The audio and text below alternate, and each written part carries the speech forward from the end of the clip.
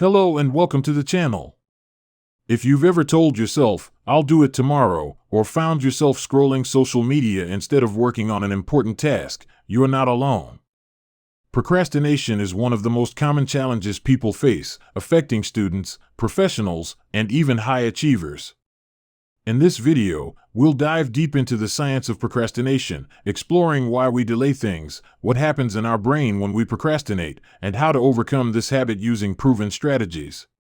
And if you enjoy this content, make sure to subscribe. This is just the beginning of a series where we explore the fascinating science of human behavior, motivation, and the mind. So what is procrastination?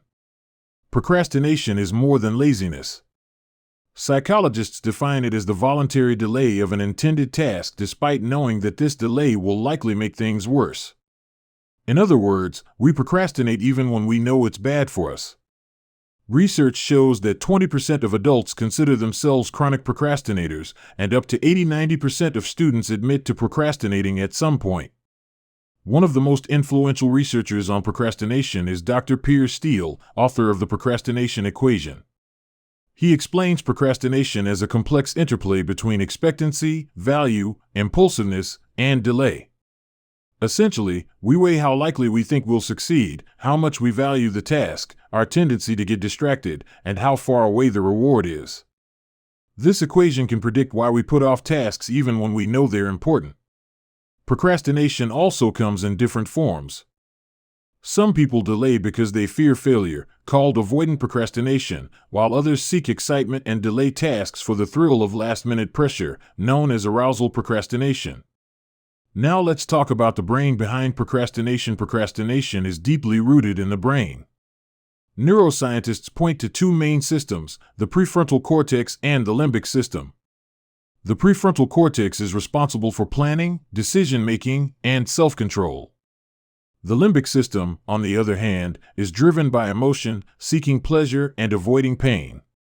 When we procrastinate, the limbic system often overpowers the prefrontal cortex. We choose instant gratification, like watching videos or scrolling social media, over a long-term task that feels stressful or boring. Functional MRI studies show that this conflict between emotion and reason is measurable. The limbic system lights up when we avoid a task, while the prefrontal cortex works hard to push us toward action. Dr. Tim Pychyl, a leading researcher on procrastination at Carleton University, emphasizes that procrastination is an emotion regulation problem, not a time management issue. We delay tasks because they provoke negative emotions, such as anxiety, self-doubt, or boredom. In fact, procrastinators often experience a temporary mood boost when avoiding a task, reinforcing the habit over time.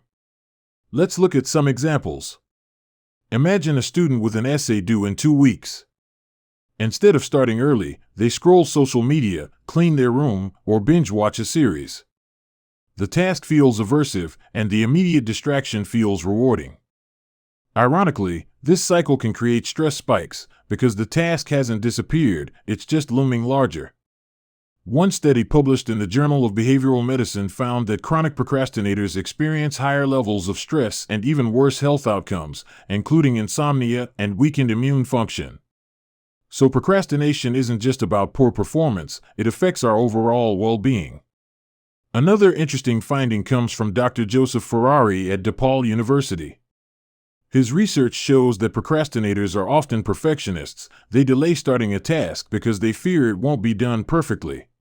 This paradox explains why high achievers can sometimes be the worst procrastinators. They care too much about doing things right, so they avoid starting altogether.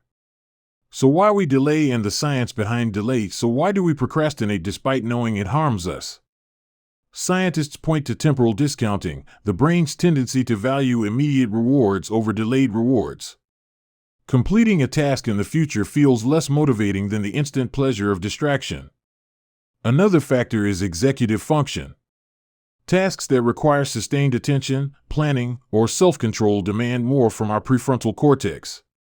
When this part of the brain is fatigued or stressed, our ability to start and continue tasks decreases. Procrastination also has a neurological side. It's tied to dopamine signaling. Anticipation of an enjoyable activity releases dopamine, giving a motivational boost.